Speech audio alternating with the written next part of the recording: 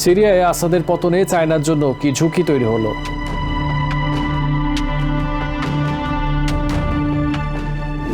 সিরিয়ায় চায়নার সতর্ক অবস্থান মধ্যপ্রাচ্যে কৌশলগত স্বার্থকে সামনে নিয়ে এসেছে। বহু বছর ধরে চায়না সিরিয়ার নেতা বাশার আল আসাদকে কূটনৈতিক বিনিয়োগ এবং বিভিন্ন সহায়তার মাধ্যমে সমর্থন করেছে, তবে সামরিকভাবে জড়িত হয়নি। হায়াত তাহরির আল শামের নেতৃত্বাধীন বিদ্রোহীদের কারণে বাশার আল আসাদের আকস্মিক পতন মধ্যপ্রাচ্যে চায়নার ক্রমবর্ধমান উচ্চাভিলাষী বাধা সৃষ্টি করেছে। সিরিয়ার সঙ্গে চায়নার আর্থিক সম্পর্ক। আসাদের শাসনামলে সিরিয়ার সঙ্গে চায়নার জোরালো সম্পর্ক ছিল। আর্থিক বিনিয়োগ, বিশেষত জ্বালানি, গ্যাস এবং অবকাঠামো খাতে বড় ধরনের বিনিয়োগ করেছে চায়না। 2022 সালে সিরিয়া চায়নার বেল্ট অ্যান্ড রোড ইনিশিয়েটিভ যোগ দেওয়ার পর পুনর্গঠনের প্রতিশ্রুতি দিয়েছিল বেইজিং ভিত্তিক সাইনোপেক গ্রুপ $2 বিলিয়ন চুক্তিতে ট্যাঙ্গানিয়াকা অয়েল কোম্পানিকে অধিগ্রহণ করে সিরিয়ার তেল ক্ষেত্রে প্রবেশ করে। অন্যদিকে সাইনোকেম কর্পোরেশন $878 মিলিয়ন ব্রিটিশ তেল কোম্পানি এমারেল্ড এনার্জিকে কিনে নেয়।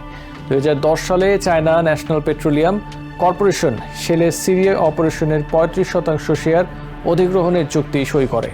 2016 সালে আলেপ্পো পুনর্দখলের পর চায়নার মানবিক সহায়তা নাটকীয়ভাবে বেড়ে যায়।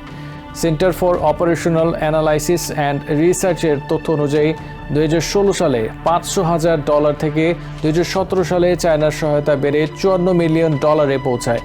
বাণিজ্য ক্ষেত্রেও চায়না 2022 সালে সিরিয়ার তৃতীয় বৃহত্তম আমদানিকারক দেশ ছিল এবং কাপড়, লোহা এবং রাবারের টায়ার সহ $424 মিলিয়ন পণ্য রপ্তানি করেছিল। আল আসাদের পতনের প্রভাব। বাশার আল আসাদের পতন সিরিয়ায় চায়নার বিনিয়োগের জন্য বড় ধরনের ধাক্কা। বিদ্রোহী HTS নেতৃত্বাধীন নতুন সরকার বেইজিংয়ের সঙ্গে সম্পর্ককে অগ্রাধিকার দেবে না, যা চলমান প্রকল্প এবং ভবিষ্যৎ সহযোগিতাকে হুমকির মুখে ফেলতে পারে।